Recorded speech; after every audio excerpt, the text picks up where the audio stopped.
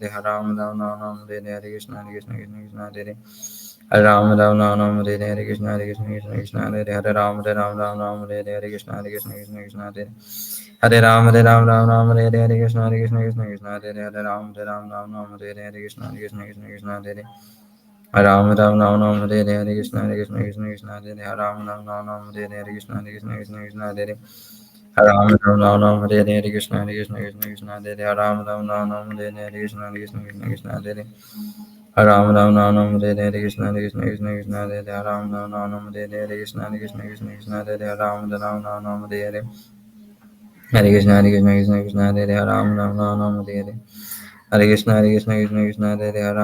Hare Hare Krishna Hare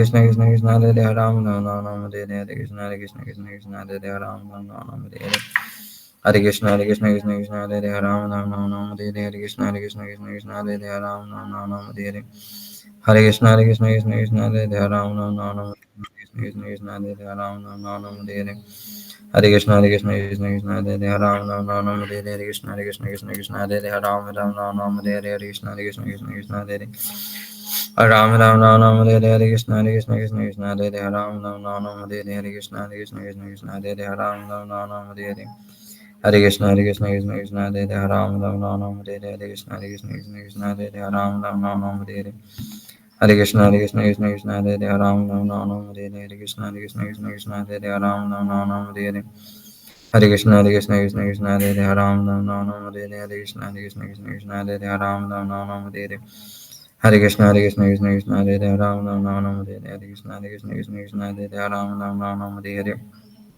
Hare Krishna Krishna Krishna Hare Hare Ram Hare Hare Krishna Krishna Krishna Hare Hare Ram Hare Hare Krishna Krishna Krishna Krishna Hare Hare Ram Hare Hare Krishna Krishna Krishna Krishna Hare Hare Ram Hare Hare जय श्री कृष्ण चैतन्य प्रभु नित्यानंद श्री अद्वैत गदाधर शिवसादि गौरभक्तवृंद हरे कृष्णा जय श्री कृष्ण चैतन्य प्रभु Nityanand Shri Advaita Gadadhar शिवासादि गौरभक्तवृंद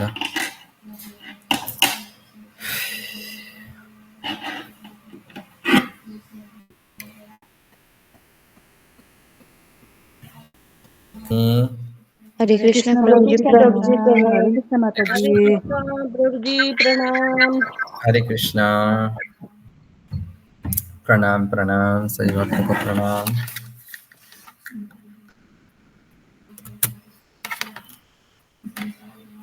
okay ठीक है, तो हम लोग class को शुरू करते हैं।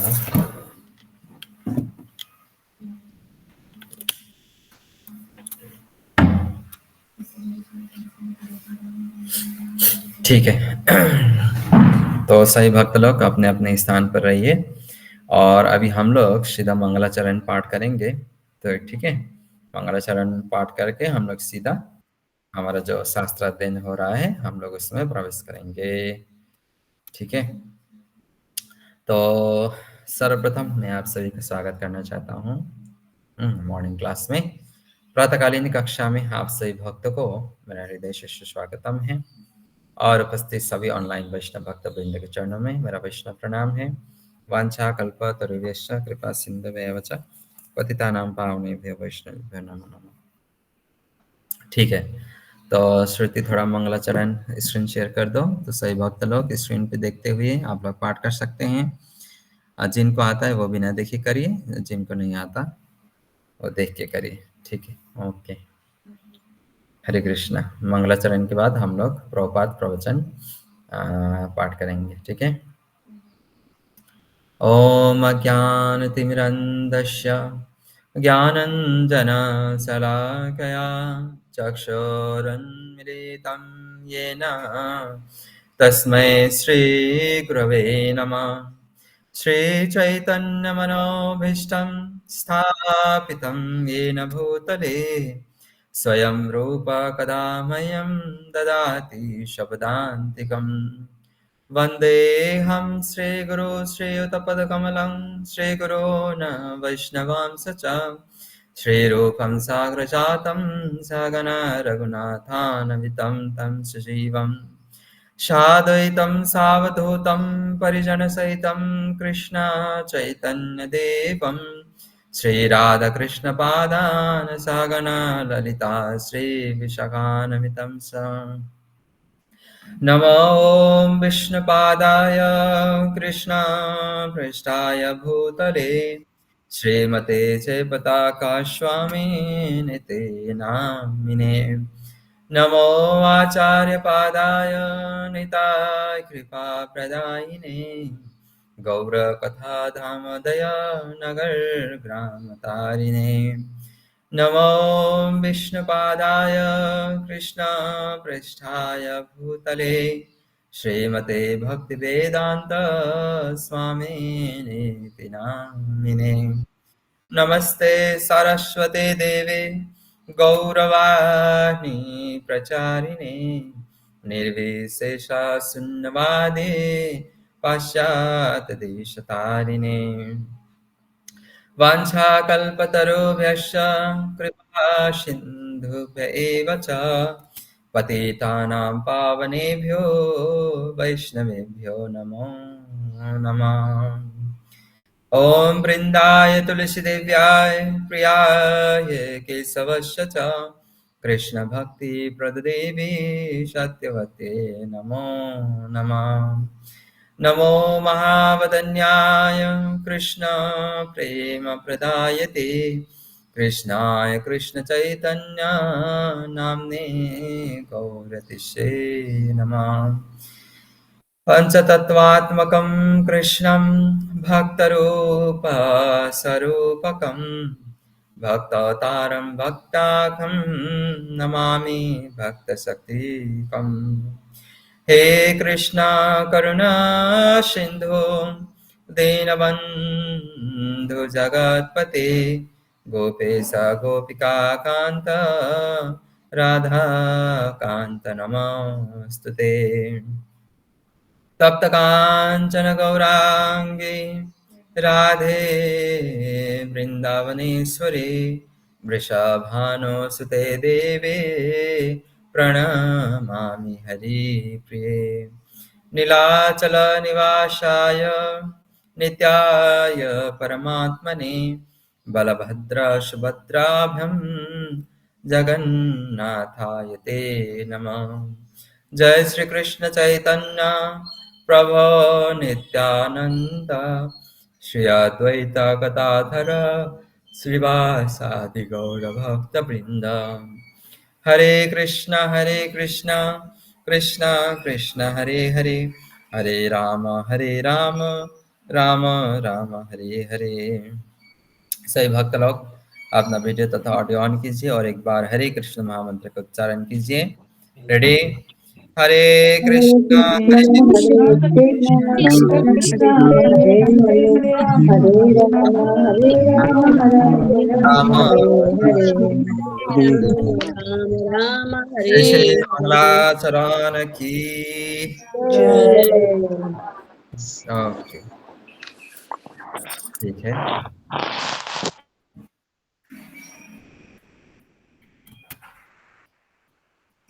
तो ठीक है, अभी हम लोग श्रीला प्रभुपाद का प्रवचन पाठ करेंगे। तो देखते हैं आज के तारीख में प्रभुपाद ने हमको क्या प्रवचन प्रदान किए हैं।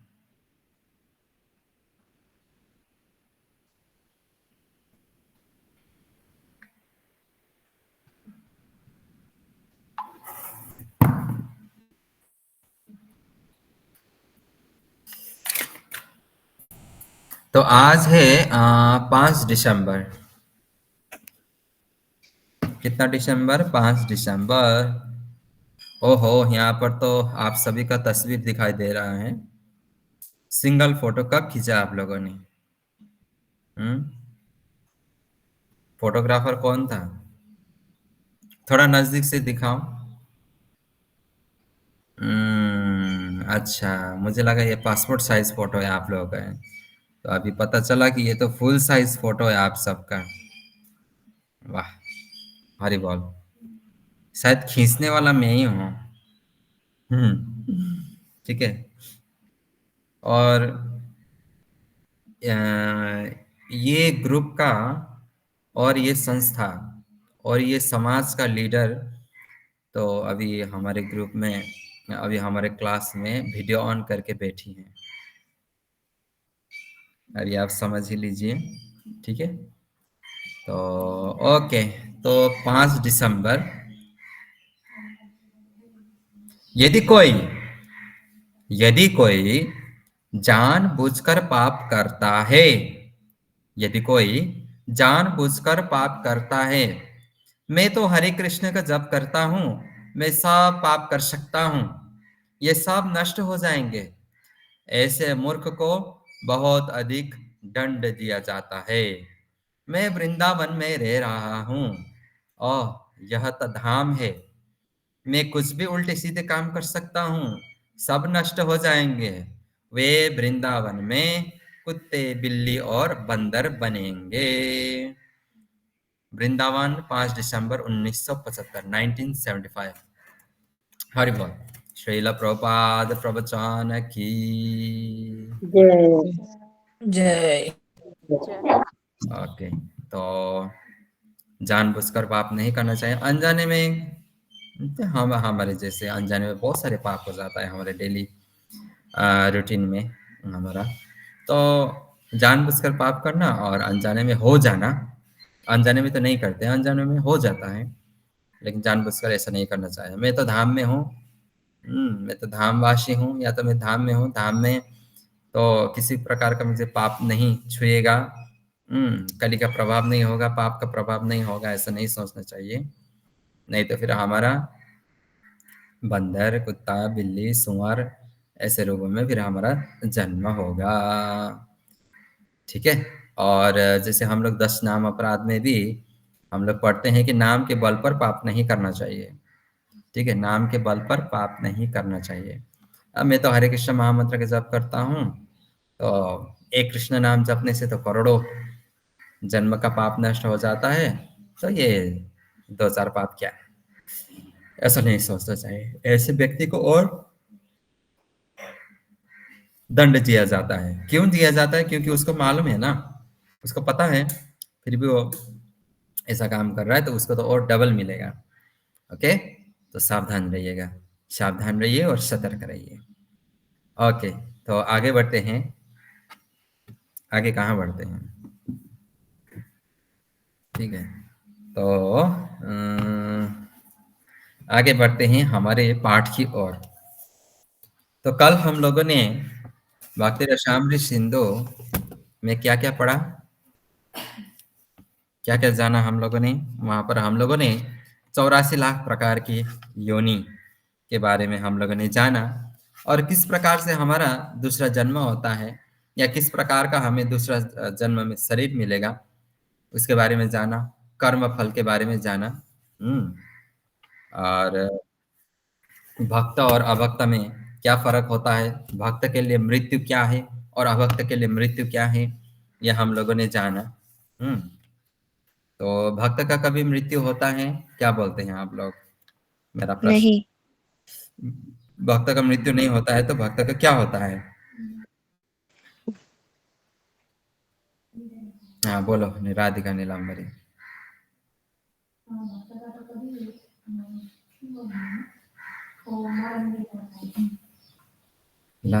तो क्यों नहीं होता है? भक्त का क्या होता है? मरण नहीं होता है। वो तो मेरा ही प्रश्न, मुझे क्यों है?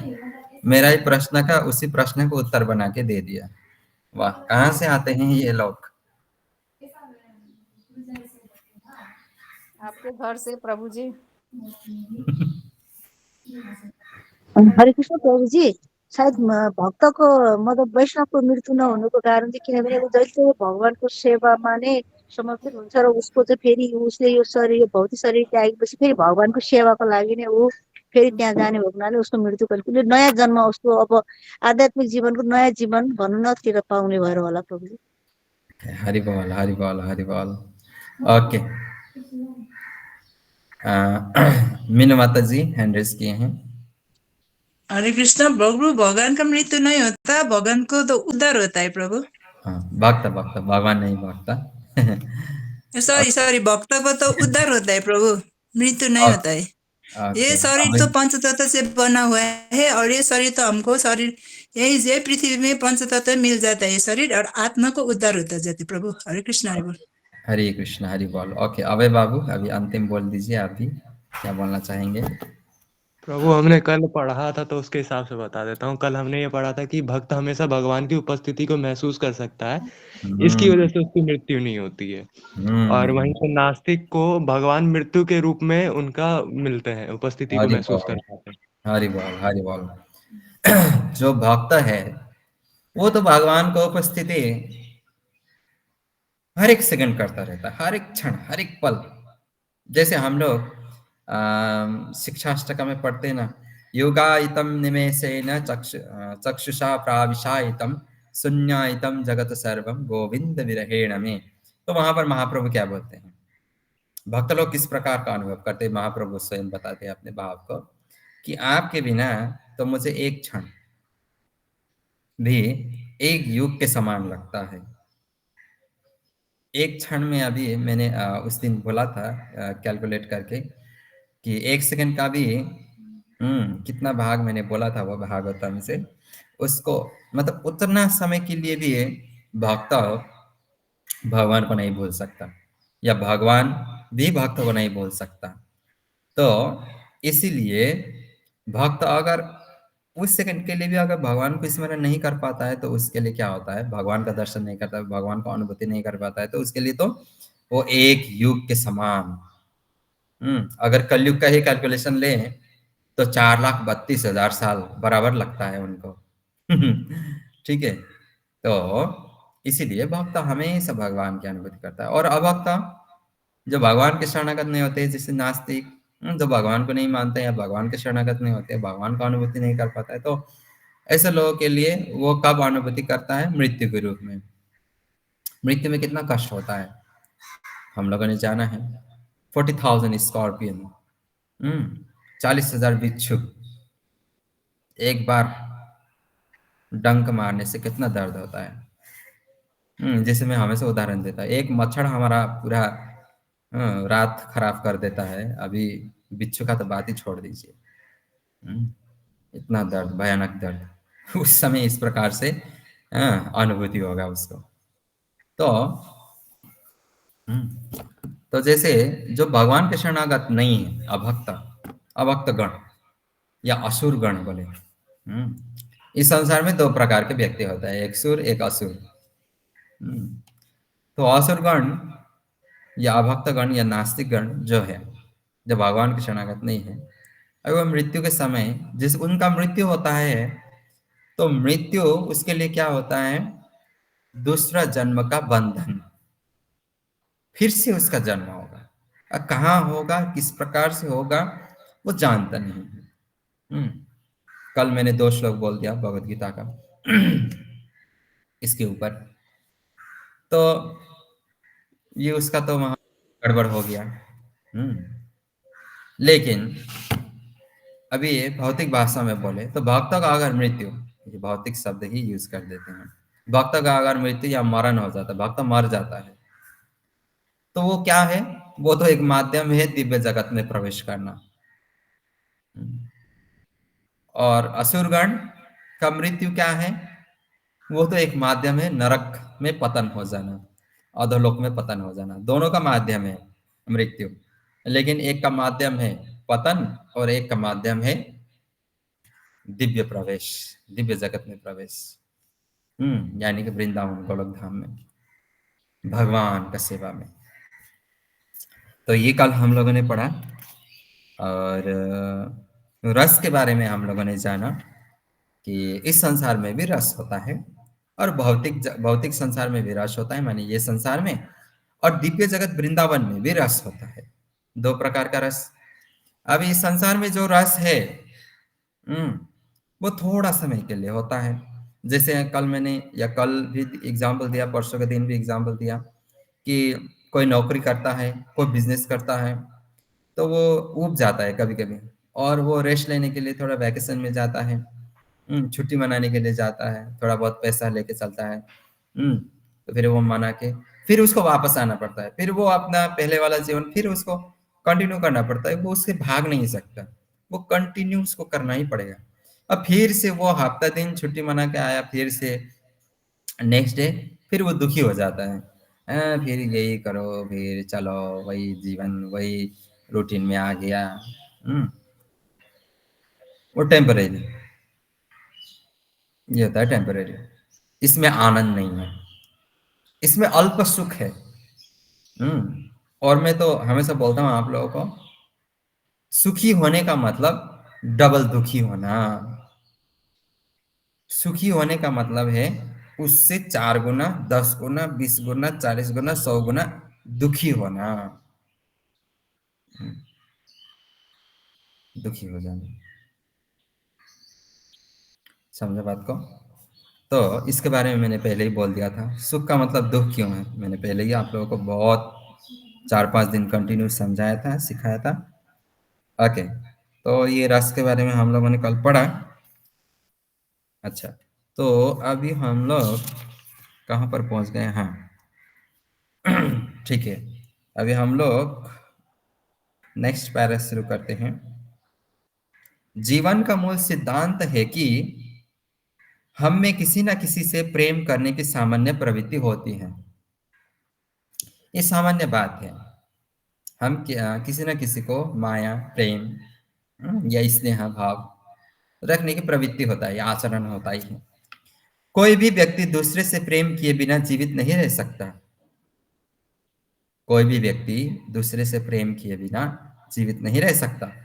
यह प्रवृत्ति हर जीवित प्राणी में विद्यमान है, पशु में भी है। पशु में भी है। कल मैं एक वो इंस्टाग्राम में वीडियो देख रहा था, तो एक रील आया, तो मैंने वो पूरा रील्स देखा, लेकिन मैं समझा नहीं कुछ बात को। वहां पर एक गौ माता था, तो मैं समझा नहीं। तो फिर 3-4 बार देखा, तो अंत में मुझे समझ आया कि गौ माता होती हैं, तो वो मतलब घास खा रही होती हैं। तो फिर वो क्या करती है, एक आग जल रहा होता है, बहुत बड़ा आग जल रहा होता है। तो वो क्या करते हैं, वो आग में जाके वो अपने जो पीछे का भाग होता है, मुंह सामने करके, पीछे आग होता है, वो आग के सामने जाकर बैठ जाता है, और आग बहुत जल रहा है, लेकिन इतना आराम से बैठती है कि मतलब आग थोड़ा सा भी होता है तो पशु लोग कितना भाग जाता है। पशु लोग तो आग से बहुत ज्यादा डरता है, किसी प्रकार का पशु आग से बहुत जल्दी डर जाता है वो लोग। तो वो आग में बैठ जाती हैं, तो मतलब ऐसे करके बैठ जाते हैं, जैसे गाय कैसे बैठते हैं आप लोग जानते ही हैं। तो मुंह सामने करके, और इतना आराम से बैठी हैं कि इसको कोई परवाह नहीं है उस आग का। तो बाद में वो वीडियो सामने थोड़ा ब्लर था, तो समझ में नहीं आया, तो 3-4 बार देखने के बाद समझ में आया कि उसके सामने एक छोटा सा बछड़ा था, जिसको थोड़ा कपड़े में लपेट कर, वो अभी अभी उसका जन्म हुआ था, तो कपड़े में लपेट कर वो जो घर का मालिक है उनने वहां पर साइड में रख दिया था। तो बाद में पता चला कि वो आग उस साइड ना जाए, वो बछड़े के साइड ना जाए, तो गौ माता एकदम आराम से उस आग के सामने बैठ गया। और फिर घर मालिक जो होता है, तो वो आ गया, उसका मालिक आ गया, तो फिर जल्दी जल्दी आकर वो आग को बुझा दिया। वो भी आश्चर्य में पड़ गया, आग बुझाने के बाद वो आराम से देखती हैं मतलब किस तरीके से। तो देखिए, पशु में तो पाया जाता है, हम लोग तो मनुष्य हैं। तो यहाँ तक कि बाघ में भी यह प्रेम की प्रवृत्ति कम से कम सुप्त अवस्था में विद्यमान है, और मनुष्य में तो यह निश्चित रूप से विद्यमान है। किंतु जो अज्ञात बात समझ में नहीं आती वह यह है कि अपने प्रेम को कहाँ आश्रित किया जाए जिससे हर व्यक्ति सुख रह सके। इस समय मानव समाज मनुष्य को अपने देश, परिवार या अपने आप से प्रेम करने की शिक्षा देते हैं, किंतु इसकी सूचना कोई नहीं है कि प्रेम प्रवृत्ति को कहाँ आश्रित या स्थापित किया जाए जिससे हर व्यक्ति को सुख हो सके। प्रेम करने की प्रवृत्ति तो है हम सब में, लेकिन किससे प्रेम किया जाए, अपना प्रेम को कहाँ स्थापित किया जाए, ये हम लोग नहीं जानते। ये हम लोग नहीं जानते, ये हर कोई नहीं जानता, क्योंकि आज के समाज में या आज के समाज का जो मनुष्य है, या तो वो देश प्रेमी होता है या परिवार प्रेमी होता है। तो इस प्रकार का होता है। भक्ति रसामृत सिंधु हमें शिक्षा देता है कि हम कृष्ण के प्रति अपने प्रेम को किस तरह जागृत करें और किस तरह पद को प्राप्त हो, उस पद को प्राप्त हो जहां हम आनंदमय जीवन का भोग कर सकें। निताय गौर प्रेमानंदे। हरि हरि बोल। ओके, तो अभी हम लोग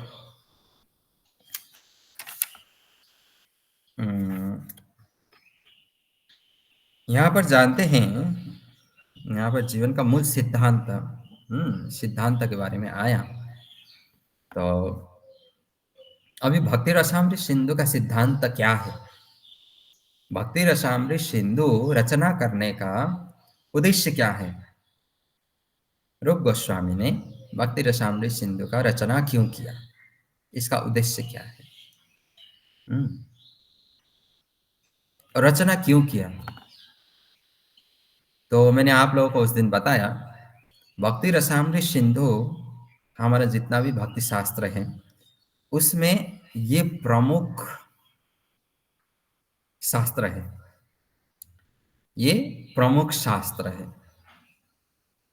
ठीक है। और हमारे गोस्वामीगण बताते हैं, गोस्वामीगण जो हमें बताते हैं वो क्या है कि भक्ति रसामृत सिंधु किसको पढ़ना चाहिए। प्रश्न ये भी उठता है। मैंने भक्ति रसामृत सिंधु शुरू करने से पहले भी आप लोगों को बताया था कि भक्ति रसामृत सिंधु का रचना किया ही क्यों। उस समय भी बताया, फिर से रिपीट कर रहा हूँ आप लोगों को, क्योंकि आप लोगों का याददाश्त कमजोर है, मेरा भी कमजोरी है। तो षट गोस्वामी अष्टकम किन किन भक्तों ने पढ़ा है? षट गोस्वामी अष्टकम मालूम है? नाम हट्टा बुक देखा है आप लोगों ने? हरि बोल। तो वहां पर षट गोस्वामी अष्टकम मिलता है, देखा है आप लोगों ने? कितना नंबर पेज में है?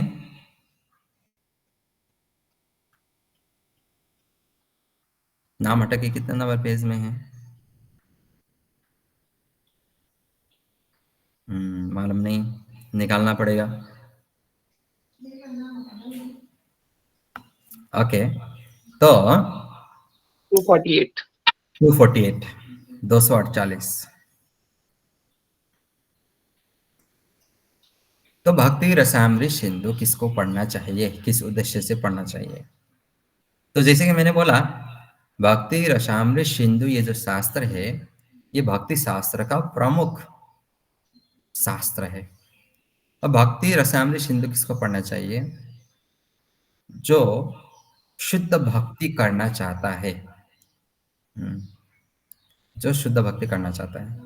और हमारे गोस्वामीगण ये बोलते हैं कि यदि कोई व्यक्ति भक्ति रसामृत सिंधु भक्ति के उद्देश्य से नहीं पढ़ता है, भक्ति के उद्देश्य से यदि भक्ति रसामृत सिंधु ना पढ़ के किसी और उद्देश्य से अगर वो भक्ति रसामृत सिंधु का अध्ययन करता है तो उसको जीव गोस्वामी का श्राप मिलेगा। जीव गोस्वामी उसको श्राप दे देंगे, उसका श्राप उसको भोगना पड़ेगा, उठाना पड़ेगा। तो भक्ति रसामृत सिंधु इसलिए केवल भक्ति के उद्देश्य से, शुद्ध भक्ति, हम लोग कैसे शुद्ध भक्ति कर पाए, कैसे शुद्ध भक्त बने, कैसे हम लोग गोस्वामियों का आचरण का हम लोग शिक्षा को समझ पाए, उन्होंने हम लोग क्या दिया है, क्या समझाया है। तो हमारे रूप गोस्वामी ने ये भक्ति रसामृत सिंधु का रचना क्यों किया?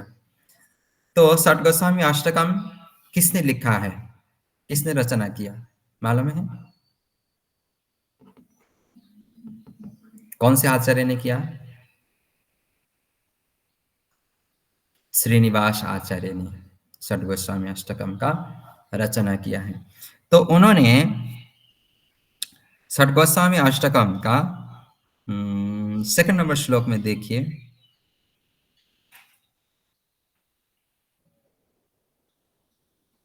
तो वहां पर देखिए, नाना शास्त्र विचारणैक निपुणौ सद्धर्म संस्थापकौ, सद्धर्म संस्थापकौ, लोकनाम हितकरिणौ त्रिभुवने मन्यौ शरण्यकरौ, राधा कृष्ण पदारविंद भजनानंदे नमत्तलिकौ, वंदे रूप सनातनौ रघुयुगौ, श्रीजीव गोपालकौ। ठीक है, सुना है? ये श्लोक सुना था आप लोगों ने? नाना शास्त्र विचारणैक निपुणौ सद्धर्म संस्थापकौ। सुना है आप लोगों को? मैंने बहुत शायद पहले ये गाकर सुनाया था, भूल गए होंगे। वंदे रूप सनातनौ रघुजुगौ, श्रीजीव गोपालकौ। तो हमारे गोस्वामी गण ने अलग अलग प्रकार के शास्त्र, नाना शास्त्र, अलग अलग प्रकार के शास्त्र उन्होंने अध्ययन करके, विचार करके, उसका एक्सपेरिमेंट करके उन्होंने क्या संकलन किया? जैसे भक्ति रसामृत सिंधु, उपदेशामृत, इनका उन्होंने रचना किया। क्यों किया? सद्धर्म संस्थापकों। हमारा असली धर्म क्या है? मनुष्य का मूल धर्म क्या है? उसको स्थापना करने के लिए सब लोग तो जानते हैं धर्म का अलग अलग परिभाषा है, लेकिन धर्म का मूल परिभाषा है क्या? धर्म का मूल परिभाषा है क्या?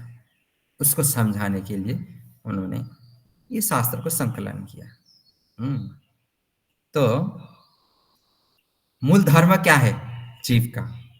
राधा कृष्ण पदारविंद भजनानंदेन मतालिको। राधा कृष्ण के पदारविंद में युक्त होना ही जीव का मूल धर्म है। इसी धर्म को स्थापना करने के लिए अथवा समझाने के लिए, सिखाने के लिए हमें आज ये भक्ति रसामृत सिंधु जैसे शास्त्र हम लोगों को प्राप्त हुआ है। और वंदे रूप सनातनौ रघुजुगौ, श्रीजीव गोपालको। तो इसलिए हम लोग षट गोस्वामियों को इसी चीज के लिए, ये हमारा सद धर्म समझाने के लिए हम उनको प्रणाम करते हैं, क्योंकि उन्होंने नाना शास्त्र विचार किया। कितना शास्त्र है, बाप रे! हम लोग का कितना शास्त्र है। तो सब शास्त्र विचार करने के बाद उन लोगों क्या कंक्लूजन में आया कि जीव का एक ही धर्म है, राधा कृष्ण पदारविंद भजन। राधा कृष्ण के पदारविंद का भजन करना है, चरणारविंद का भजन करना है। ठीक है, तो अभी ये जानने के बाद अभी हम लोग जानते हैं कि भक्ति रसामृत सिंधु शास्त्र का उद्देश्य, मूल उद्देश्य क्या है।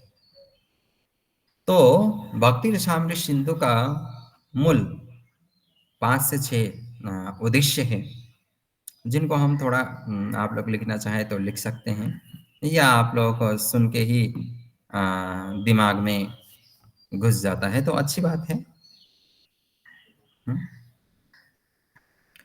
तो भक्ति रसामृत सिंधु, रूप गोस्वामी के द्वारा भक्ति रसामृत सिंधु रचना करने का मूल उद्देश्य, पहला उद्देश्य क्या है? हम सबको गोस्वामी बनाना। पहला, हम सबको गोस्वामी बनाना, क्योंकि इस संसार के 100% में 99.99% व्यक्ति तो गौदास है। अभी गोस्वामी बनना मतलब हमारे रूप गोस्वामी, सनातन गोस्वामी जैसे गोस्वामी नहीं। गोस्वामी बनाना मतलब हमारे इंद्रियों को, हमारे जीवन को हमारे हर एक श्वास को भगवान को समर्पित करा देना या कर देना, ये सिखाते हैं भक्ति रसामृत सिंधु। उद्देश्य हम सबको गोस्वामी बनाना, ये उद्देश्य है, मूल उद्देश्य नंबर 1, मूल उद्देश्य कि हम लोग कैसे अपनी इंद्रियों को, आंखों को, नाक को, कान को, मुख को, हाथ को, पैर को, मस्तक को, दिमाग को, बुद्धि को, चित्त को, चेतना को, इस प्रकार हम लोग भगवान की सेवा में लगा सकते हैं। राधा कृष्ण पदारविंद भजनानंदेन तालिको, है कि नहीं? सबसे पहला उद्देश्य भक्ति रसामृत सिंधु का लिखा सब लोगों ने। ओके, तो कल हम लोगों ने रस के बारे में पढ़ा। रस के बारे में पढ़ा, एक है भौतिक रस और एक है भक्ति रस, ठीक है? तो दूसरा उद्देश्य है भौतिक रस,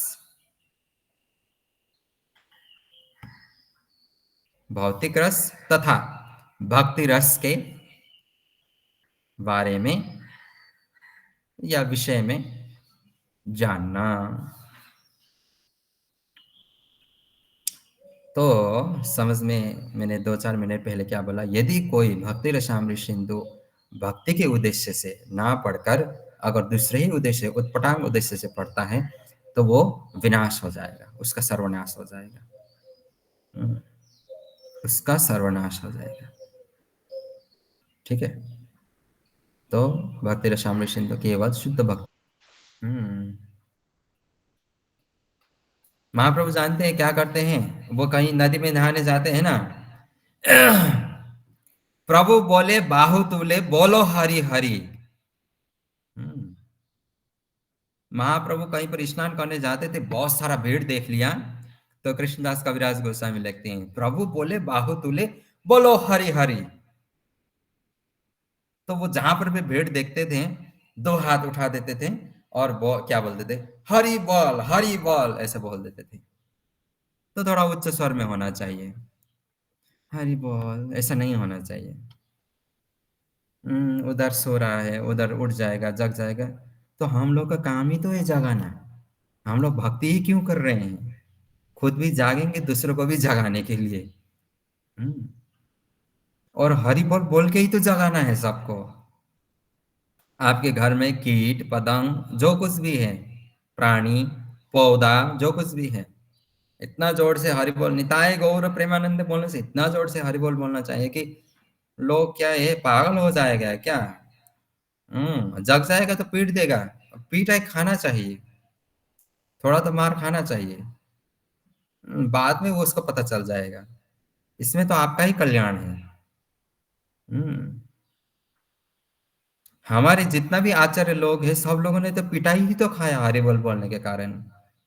हरिदास ठाकुर ने पिटाई खाया, कितना पिटाई खाया, कितने बाजार में पिटाई खाया, आप लोग जानते ही हैं। 22 बाजार में पिटाई खाया, बंगाल के 22 बाजार में पिटाई खाया, कोड़ा से, वो भी कोड़ा से। हमारा आचार्य लोगों ने पिटाई खाया इतना 22 बाजार में कोड़ा से, हम लोग 1-2 थप्पड़ खाएंगे क्या है, 1-2 गाली खाएंगे क्या है?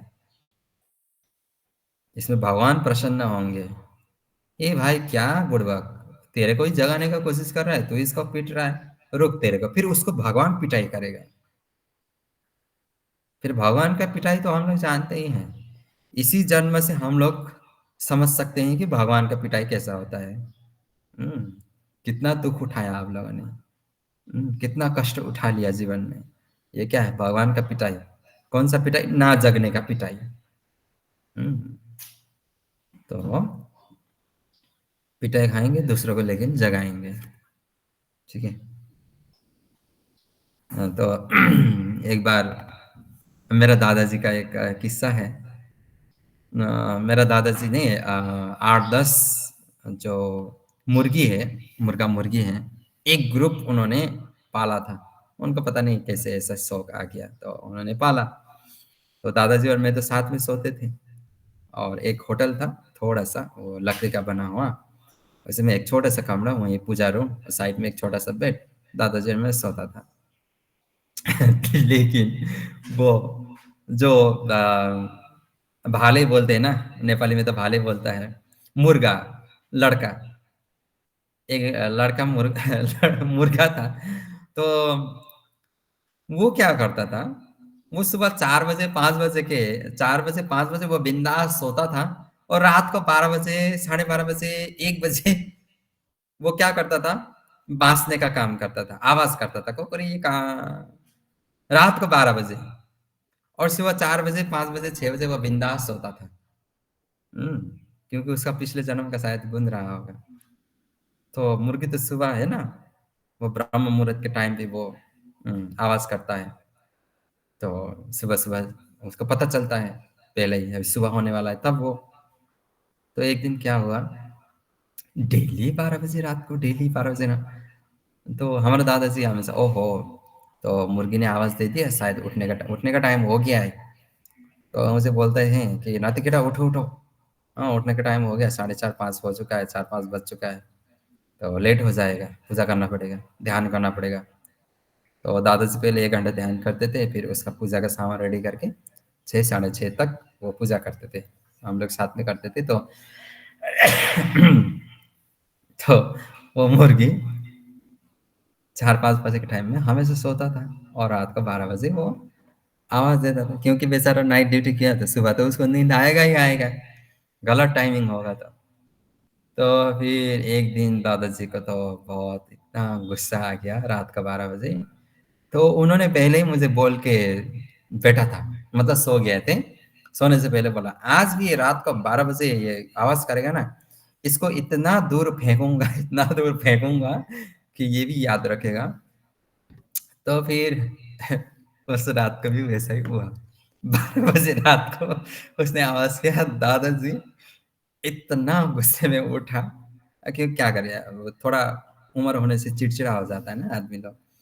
तो 78 शायद था उनका एज उस टाइम पे। तो वो एकदम इतना आवेश में उठा, तो मैं भी उनके पीछे-पीछे गया, क्योंकि अकेला तो इतना अंधेरे कमरे में सोऊँगा नहीं, डर लगेगा। तो दादाजी फिर गुस्से में निकल गए। तो आज का तो इसका मैं बोल के थोड़ा गाली देते हुए वो निकले, और मैं भी उनके पीछे-पीछे दौड़ते-दौड़ते गया।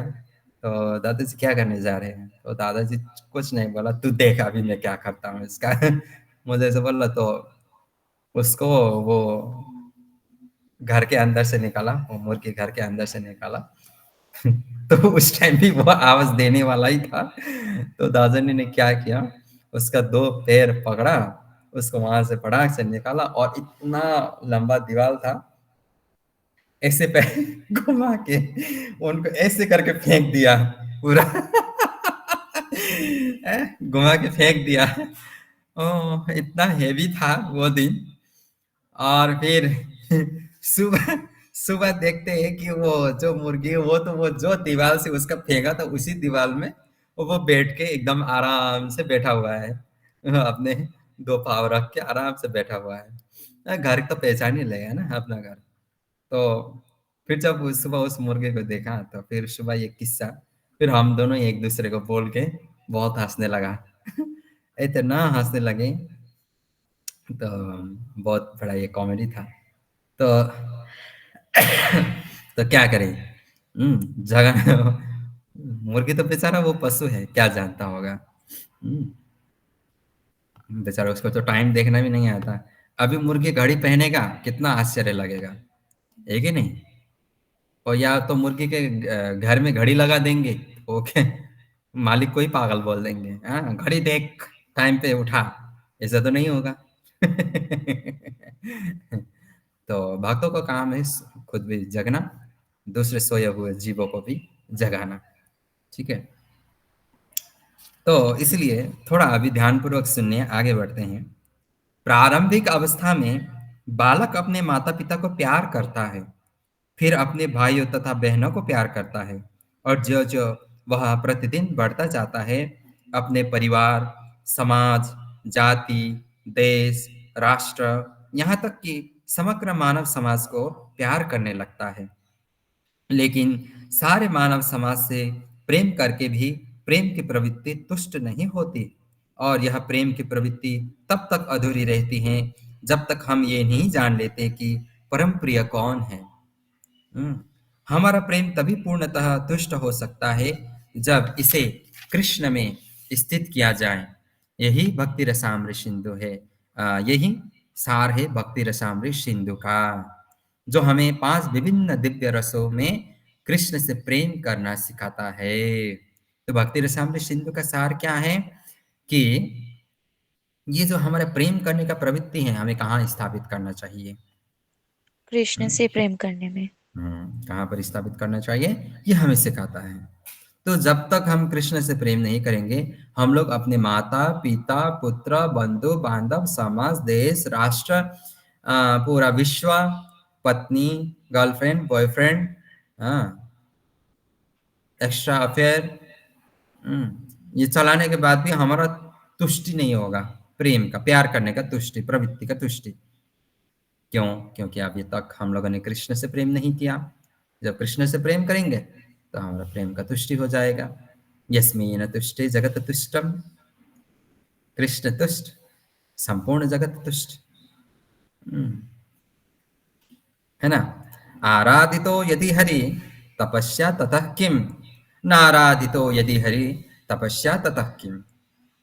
यदि कृष्ण का आराधना करते हैं, हरि का आराधना करते हैं और हरि से प्रेम करते हैं, तो फिर दूसरी तपस्याओं का बड़े बड़े नियम पालन होगा, क्या आवश्यकता।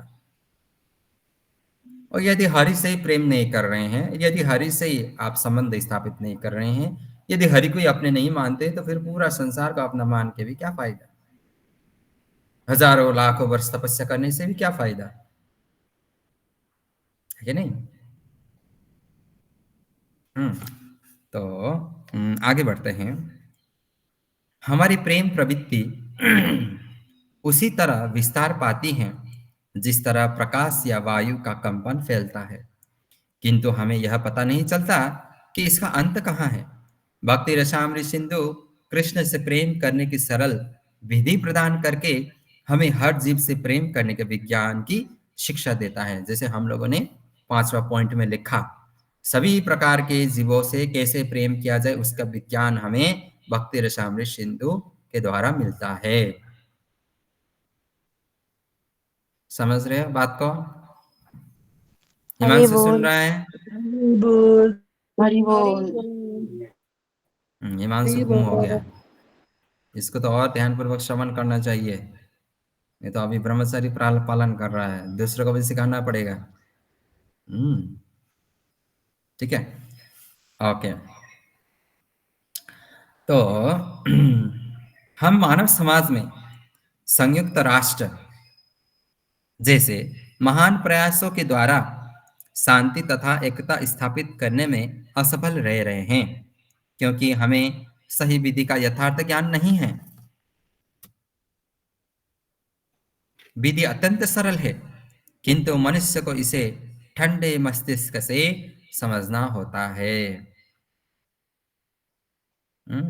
ठंडे मस्तिष्क से हमें समझना पड़ेगा कि भक्ति क्या है। भक्ति का अर्थ ये नहीं है कि घर बार छोड़ दो, पति को छोड़ दो, पत्नी को छोड़ दो, जाओ वृंदावन वास करो, मायापुर वास करो। नहीं, वहां पर भी आपका पतन हो सकता है। और विशेषकर स्त्रियों को तो अलग से अकेला ऐसे भजन नहीं करना चाहिए, फंस जाएंगी। अगर आप नहीं फंसेंगे तो आपको फंसाया जाएगा। इसीलिए गुरु के आदेश अनुसार, अपने स्वामी के आदेश अनुसार या अपने पति के आदेश अनुसार ही भक्ति करना चाहिए, उनके संरक्षण में रहकर। इससे तगड़ा भक्ति होता है।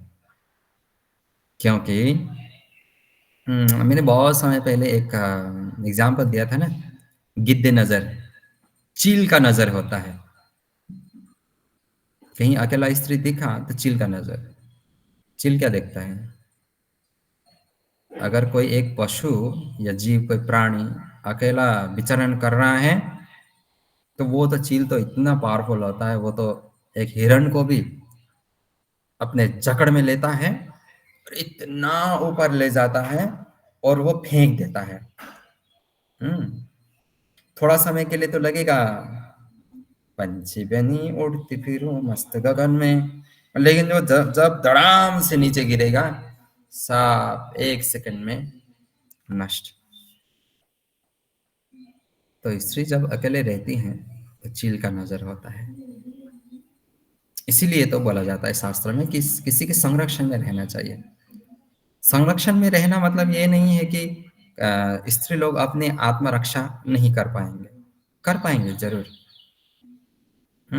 जरूर कर पाएंगे। जैसे मैंने न्यूज़ में पढ़ा था अभी 15-20 दिन पहले, रात्रि को जैसे 10-11 बजे एक लड़की कहीं से वापस आ रही थी अपने पिताजी के साथ। पिताजी थोड़ा उम्र का था, 65-70 साल का, और वो लड़की हट्टा कट्टा जवान।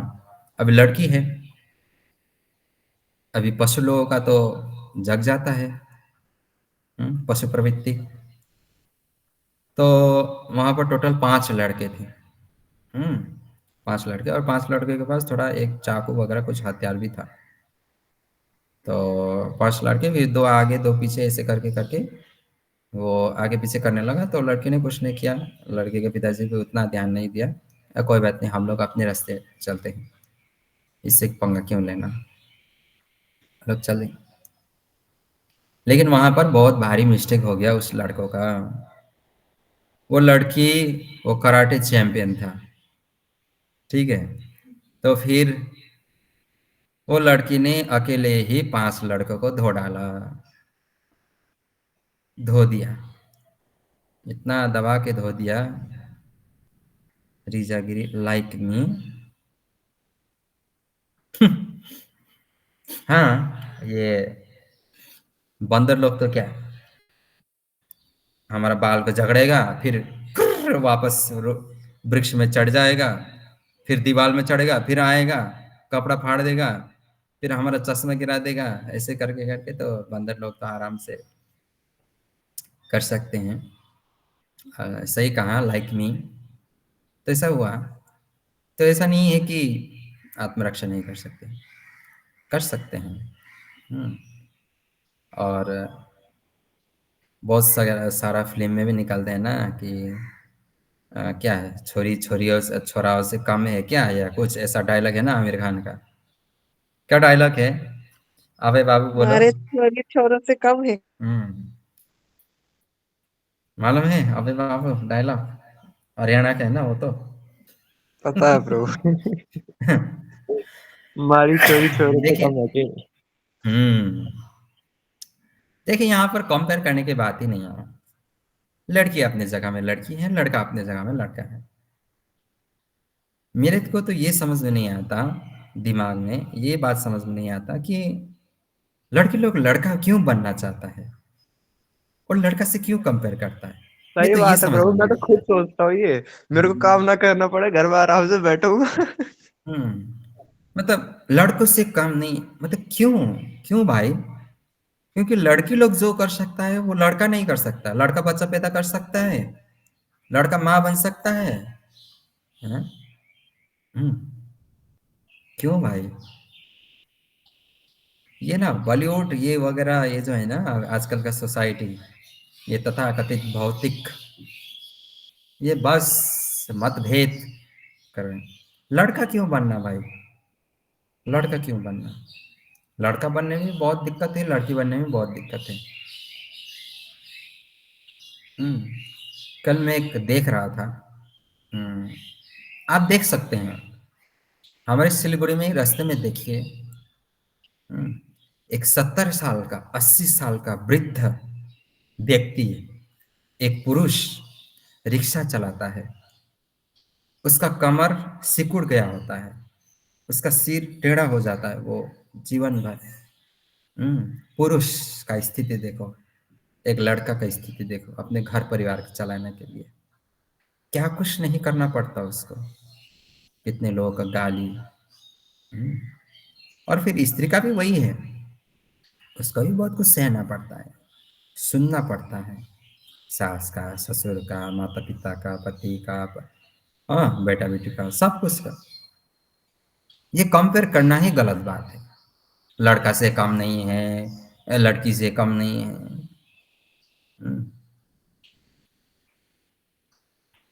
ऐसे ऐसे भी मिलता है ना, तो क्या उससे भी कम नहीं होंगे हम लोग? ट्रेन में मिलता है ना, ए हीरो देना बोलने वाला, तो उससे भी कम मत होइए। और लड़का से कम नहीं होना चाहते तो उससे भी कम मत होइए। वो लोग तो लड़का से भी दमदार होता है, पावरफुल, क्योंकि उनमें तो लड़का लड़की दोनों का पावर होता है। तो मेरा तो सीधा सीधी ये मानना है, लड़की लड़की है, लड़का लड़का ही है। तो ये कंपेयर करना ही गलत बात है, कंपेयर ही नहीं करना चाहिए। क्योंकि एक स्त्री जो कर सकती है वो पुरुष नहीं कर सकता, और जो पुरुष कर सकते वो स्त्री नहीं कर सकता। जैसे पुरुष कभी माता नहीं बन सकता, लेकिन पुरुष के बिना स्त्री फिर माता नहीं बन सकता, संतान का सुख प्राप्त नहीं कर सकता। दोनों को भगवान ने बनाया है बराबर मिलकर चलने के लिए, एक दूसरे का सहारा बन के चलने के लिए। इस संसार में दो ही तो जीव है, एक पुरुष एक स्त्री।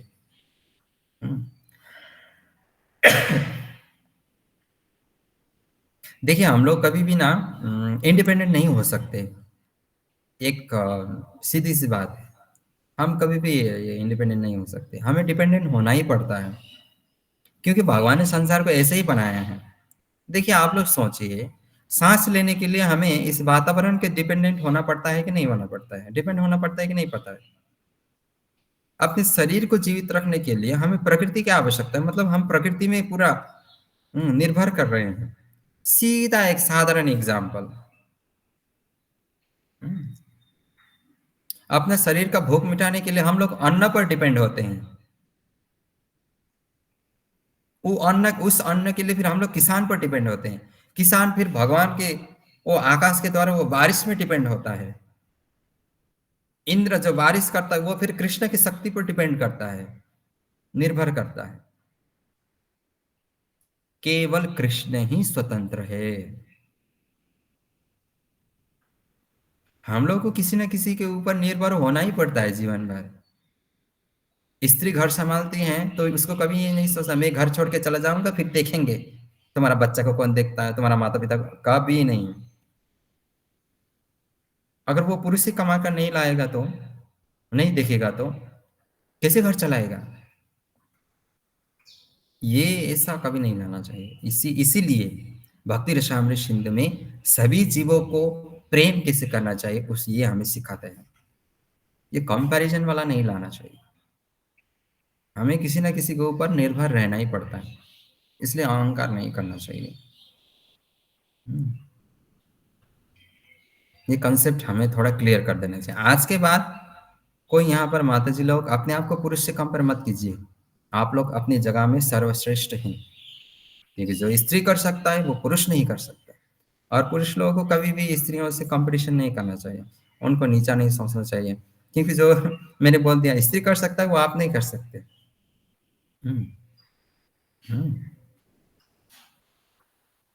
तो कभी भी ये चीज नहीं लेना चाहिए। इसलिए सब लोगों को भगवान ने अपने अपने गुण के हिसाब से बनाया है। इस संसार में जो कुछ भी है सब भगवान का अमूल्य क्या है? रचना है, विशेष रचना है। ये गिफ्ट है भगवान के द्वारा बनाया हुआ। समझा बात को? बुरा तो नहीं लगा ना? फैक्ट है, फैक्ट। कभी भी कंपेयर करके अपने आप को छोटा मत बनाइए। एक्सेप्ट बर्तन धोने का, लड़की लोग एक्सपर्ट होता है।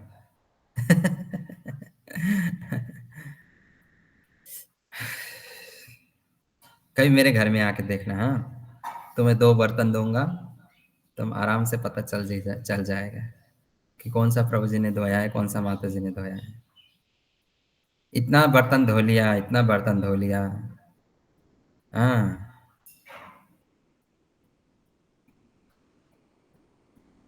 मेरा स्वामिनी ने मुझे इतना बर्तन धुलाया, इतना बर्तन धुलाया, उनकी इतना असीम कृपा हुआ। श्रीमती राधिका नीलांबरी का मेरे जीवन में इतना असीम कृपा हुआ है कि मैंने इतना बर्तन धोया, इतना बर्तन धोया है, इतना बर्तन धोया है। मैं आंखें बंद करके भी बोल सकता हूँ कि बर्तन में कहाँ गंदगी है, कहाँ चिपचिपापन है, कहाँ ज़्यादा प्रेशर देना चाहिए, कहाँ दम लगाना चाहिए। कौन सा बर्तन चमकेगा, कौन सा बर्तन नहीं चमकेगा, कौन सा बर्तन को कौन सा साबुन लगेगा, हैं? ठीक है, ये असीम कृपा है उनका, कृपा। जैसे कृष्ण कृपा करते हैं, मेरा तो बहुत कृपा हुआ है। कृष्ण का कृपा तो यही, और राधिका नीलांबरी का भी कृपा है।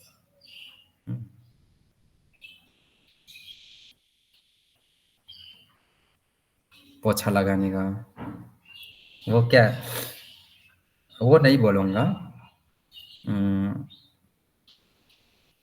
एक स्त्री हैं, मेरी माँ ने कृपा किया है मुझ पे, प्रभु ने। ओके, एक है महिला, एक स्त्री, वो मुझे एक दिन आके बोलती हैं, या बोलती रहती हैं।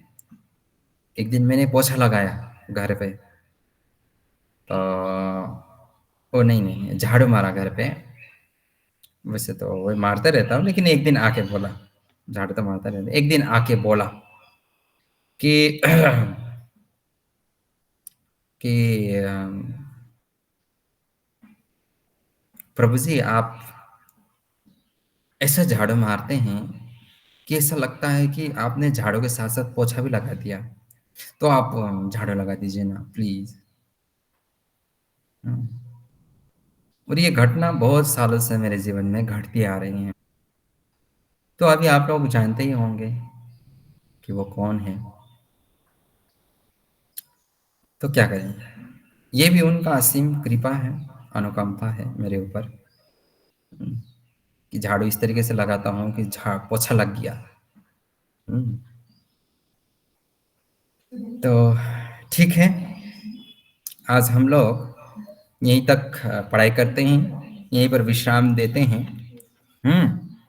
मस्तिष्क को ठंडे मस्तिष्क से समझना चाहिए। यहाँ तक हम लोगों ने पढ़ाई किया। कल पढ़ेंगे भक्ति रसामृत सिंधु। सारे मनुष्य को यह शिक्षा देते हैं कि भगवान कृष्ण से प्रेम करने की सरल तथा सहज विधि को किस तरह प्रयुक्त किया जाए, यानी कि अपने जीवन में उतारा जाए या पालन किया जाए।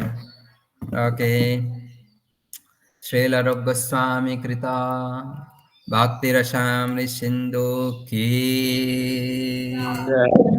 श्रीमद् भगवद गीता की, श्रीमद् भागवतम की, चैतन्य चरितामृत की, निताय गौर प्रेमानंदे। हरी हरी बोल।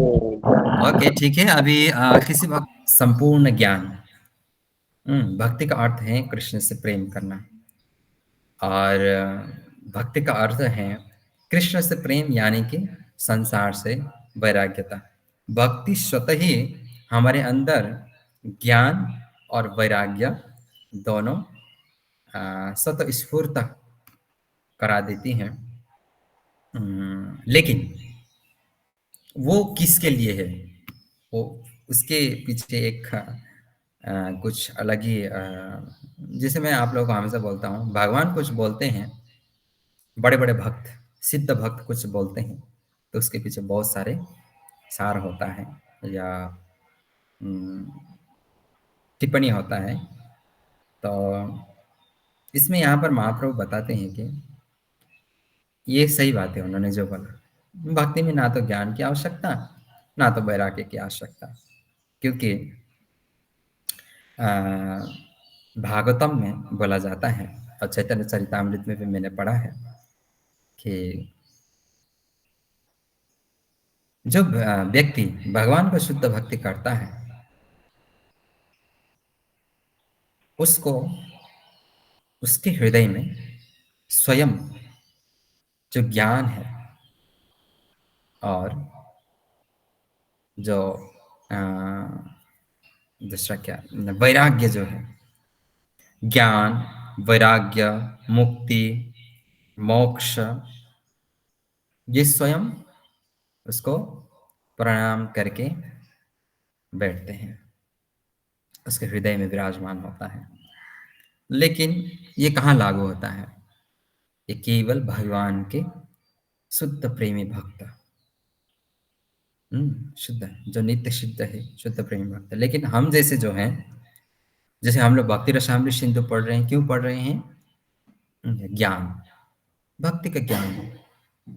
भक्ति किस प्रकार से किया जाए, वैराग्य किस प्रकार से प्राप्त करें। जैसे रूप गोस्वामी बोलते हैं 2 प्रकार के वैराग्य होता है। एक होता है फल्गु वैराग्य, एक होता है युक्त वैराग्य। दोनों में से श्रेष्ठ कौन है?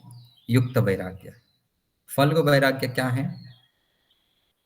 वहां पर हम लोग आस्ते आस्ते किसी वस्तु को छोड़ने का प्रयास करते हैं या त्याग का प्रयास करते हैं। लेकिन युक्त वैराग्य क्या है?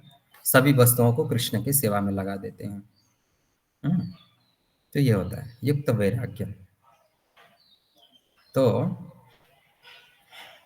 जो भक्त होता है उसमें युक्त वैराग्य स्वतः आ जाता है। वो क्या करता है? जो कुछ भी उसके जीवन में है सब कृष्ण की सेवा में लगा देता है। भाड़ा बर्तन हो, कपड़ा हो, मकान हो, कमरा हो, बैठने का जगह हो, जो कुछ भी। लेकिन हम जैसे के लिए ज्ञान वैराग्य ये दोनों आवश्यकता है, और वैराग्य आस्ते आस्ते ज्ञान के माध्यम से आएगा। और क्योंकि ज्ञान से ही हमें पता चलेगा कि वैराग्य है क्या, वास्तविकता में वैराग्य है क्या। जैसे रूप गोस्वामी ने हम लोगों को समझाया। अभी हर कोई तो ऐसा अच्छा युक्त वैराग्य ये है करके वो तो तुरंत उसको फॉलो अप नहीं कर सकता, अपने जीवन में लागू नहीं कर सकता। करेंगे भी नहीं, क्यों करेंगे भाई? ये तो मेरा सामान है, मैंने खरीदा है, क्यों कृष्ण की सेवा में दूं? मैंने मेहनत करके कमाया है। तो हम जैसों के लिए ज्ञान भी आवश्यकता है, और आस्ते आस्ते भक्ति के माध्यम से फिर वैराग्य हमारे अंदर अपने आप आ जाएगा। जैसे हम लोगों को पहले मांस मछली छोड़ना, अंडा छोड़ना कितना मुश्किल होता था, मदिरा छोड़ना कितना मुश्किल होता, अभी छोड़ने में इतना छोड़ भी दिया, कोई प्रॉब्लम भी नहीं है। इस तरीके से आस्ते आस्ते आस्ते वैराग्य हो जाएगा। और सिद्ध भक्तों के लिए तो कोई टेंशन नहीं है। उन लोगों के लिए ना तो ज्ञान ना तो वैराग्य। जैसे हरिदास ठाकुर जी हैं, वो केवल नाम जप, नाम प्रेमी है, एकदम नाम प्रेमी। और बहुत सारे ऐसे हैं जिन्होंने कभी शास्त्र का कुछ नहीं पढ़ा। जैसे हमारे गौर किशोरदास बाबूजी महाराज, उनको एक श्लोक भी पढ़ना नहीं आता था, लेकिन वो सिद्ध पुरुष थे। और हमारे सरस्वती महाराज जैसे वो टिप्पणी देते, मतलब ऐसे बोलते थे कि यदि कोई हमारे गौर किशोर दास बाबूजी महाराज को देखेंगे भी या उनको दर्शन भी करेंगे तो वो तो आध्यात्मिक जगत को प्राप्त करेगा, उसका संपूर्ण पाप कर्म फल नष्ट हो जाएगा और वो आध्यात्मिक जगत को। ऐसे सिद्ध पुरुष है गौर किशोर दास बाबूजी महाराज, ऐसे बोलते थे। तो वो एक जगह में बैठ के भजन करते थे। जैसे वंशीदास बाबूजी महाराज, सुने हैं उनका नाम? उनका आचरण अलग था। उनका आचरण पूरा अलग था, पूरा विपरीत। जटाएं हैं, गंदे हैं, देखने में पागल की जैसा लग रहा है। पागलों की तरह वो हरकतें करते हैं, कभी रोते हैं, कभी चिल्लाते हैं, कभी क्या, अलग प्रकार का। क्यों? क्योंकि उनको होश ही नहीं है इस संसार में। मैं इस संसार में, उस बात का होश ही नहीं है उसको। जो व्यक्ति को इस चीज का होश होता है कि मैं इस संसार में हूँ, वो क्या करता है? एक डिसिप्लिन में बैठता है ना, मुझे ऐसा हरकत नहीं करना चाहिए। जैसे आप लोग घर पे नहीं है, किसी दूसरे के घर पे हैं, तो आप लोगों को ये डिसिप्लिन आप लोग मेंटेन करके रहते हैं कि नहीं, ये मेरा घर नहीं है, मुझे यहाँ पर हल्ला नहीं करना है, जो मन में आया सामान नहीं चलाना है, गंदा नहीं करना है। अगर आप किसी दूसरे घर में लेकिन होश ही नहीं है तो आप लोग कुछ भी कर देंगे अपना ही घर जैसा मान के। तो ये उच्च कोटि के भक्त लोग ऐसे ही होते हैं। देखने में उनका शरीर ये संसार में होता है, लेकिन वो हमेशा नित्य लीला ही होते हैं, वो प्रविष्ट ही होता है राधा कृष्ण के लीला में। तो ऐसे होते हैं नित्य शुद्ध भक्त। तो उन लोगों को ऐसे आवश्यकता नहीं। वैराग्य क्या? वैराग्य तो बहुत छोटी बात है उन लोगों के सामने। तो ज्ञान क्या, कुछ भी नहीं है उन लोगों के सामने। तो मैं हमेशा बोलता हूँ ना आप लोगों को, ज्ञान की पूर्णता क्या है? कृष्ण से प्रेम करना। ओके, राशिला माता जी हैंड रेज किए थे, कुछ बोलना चाहती हैं? हरे कृष्ण प्रभुजी, प्रणाम प्रभुजी। प्रभुजी, अहिले हजुरले जुन भक्ति रसायन सिन्धुको मुख्य पढ्नुको मुख्य उद्देश्यहरूले देखाउनु भएको थियो, त्यसमा 3 नम्बरकोमा चाहिँ भौतिक जगतमा रहेर गरिने व्यावहारिक लक्ष्यहरूको लागि भनेको थियो कि योलाई अलिकति प्रश्नाइदिनुहोस् न प्रभुजी, यसलाई अलिकति म कन्फ्युज। हरे कृष्ण। त्यसमा के भन्दाखेरि जैसे अब यो भौतिक जगत, जैसे हम लोग भौतिक जगत में हैं, 3 नंबर पॉइंट मैंने लिखा था, 6 उद्देश्य में, प्रमुख 3 उद्देश्य में 3 नंबर का। तो वहां पर मैंने बोला कि भौतिक जगत में रहते हुए भक्ति का लक्षण, व्यावहारिक लक्षण या भक्त का व्यावहारिक लक्षण, जैसे हम लोग को देखिए, बहुत सिंपल सा एक उदाहरण है। हम लोग भी इंसान हैं, मनुष्य हैं, और हमारे घर में या हमारे पड़ोसी भी, वो भी मनुष्य हैं, वो भी इसी संसार में हैं, हम लोग भी इसी संसार में हैं। लेकिन उसका जीवन जीने में और हमारा जीवन जीने में बहुत फर्क है। उसका डेली रूटीन, हमारा डेली रूटीन यही वही है, सेम है। जैसे वो लोग भी सुबह सुबह उठते हैं, हाथ मुंह धोते हैं, नहाते हैं, पूजा पाठ करते हैं, ब्रेकफास्ट बनाते हैं, खाते हैं। हम लोग भी सुबह सुबह उठते हैं, पूजा पाठ करते हैं, थोड़ा चैंटिंग वगैरह जो कुछ भी, उठते हैं, ब्रेकफास्ट खाते हैं। लेकिन हमारा उठना भगवान की सेवा के लिए, हमारा ब्रेकफास्ट बनाना भगवान को अर्पित करने के लिए, हमारा पूजा पाठ करना भगवान की प्रसन्नता के लिए। लेकिन उसका क्या हुआ? उसका पूजा पाठ करना अपने संतुष्टि के लिए, उसका ब्रेकफास्ट बनाना अपना पेट भरने के लिए, उसका उठना केवल अपना शरीर का साफ सफाई करने के लिए। फर्क हुआ कि नहीं हुआ? देखने में एक ही, लक्षण एक ही, लेकिन देखने में वो दोनों भौतिक संसार में हैं। लेकिन एक भौतिक संसार में होते हुए भी वो आध्यात्मिक जगत नहीं है। लेकिन दूसरा भौतिक संसार में भौतिक लक्षण को ही प्रकट करके वो ये होता है। ठीक है माता जी? फरक दिएको जीवन जिउनु र हाम्रो जीवन जिउनुमा हामीमा कति फरक छ, उनीहरुमा कति फरक छ? धेरै फरक छ। साधारण व्यक्तिले सिर्फ आफ्नो लागि गर्छ भने म त भक्तहरूले चाहिँ आध्यात्मिक उन्नति र भगवानको प्रसन्नताको लागि गर्छ हैन प्रभुजी? हजुर हजुर, आध्यात्मिक उन्नति अनि भगवानको प्रसन्नता। हस् प्रभुजी, हरे कृष्ण। ओके, तो ठीक है। और किसी भक्त का कुछ डाउट कंफ्यूजन है? अच्छा नहीं है, तो ठीक है, आगे बढ़ते हैं। अभी हम लोग अटेंडेंस लेंगे, ठीक है? तो हरे कृष्णा अभी बाबू, हरे कृष्णा। हरे कृष्णा प्रभु जी। हरे कृष्णा। ओके, अलीशा माता जी, हरे कृष्णा। हरे कृष्ण प्रभु जी, प्रणाम। प्रणाम। अनुराधा माता जी।